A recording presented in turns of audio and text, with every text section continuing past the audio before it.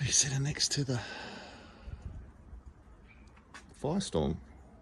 Is the FireBlade. Bit of fire. This is a CBR, of course, so this means it's a 4-cylinder, not a twin. This is a 93 CBR 900RR. Somebody obviously was playing with the auto namer when they made these. How many R's can you put in a name? It's like, I think Kawasaki went wild on the Z's and the X's, and Honda went wild on the R's. Somebody must have been a pirate impersonations after too much sake. Anyway, beautiful bike. And you can see the original 93. Look, not that much different to the 92, except colours. Purple seats, not to everybody's liking, I must admit. But again, 16-inch front wheel. I like it. Pom's hated it. Keep complaining about it. Tyre choice. How many tyres do you need?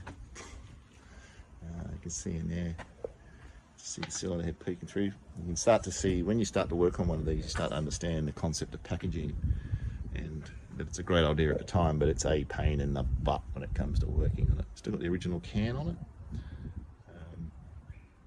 See a few things like the reservoir there, coolant reservoir poking out between the frame. Smart design. Come up through here. So for a Honda, it's be interesting. Cable clutch on this one. So unlike the VTR, which when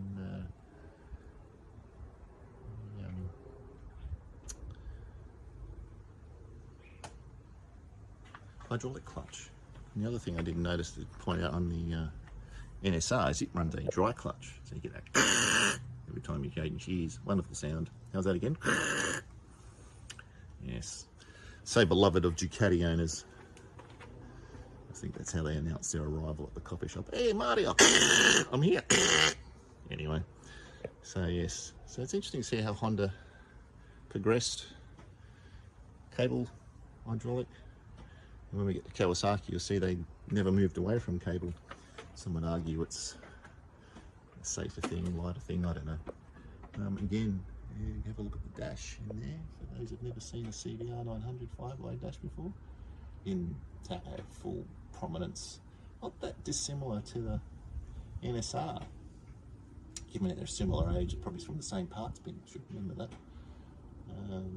Pretty straightforward. Switch gears pretty straightforward. Not much fuss. Have a look at that compared to what you see on bikes today. Go and walk up to your friendly BMW GS 1100 and have a look at that. You don't know where to start. That's why old bikes are good for simpler folk like me. That's that FireBlade. Awesome machine.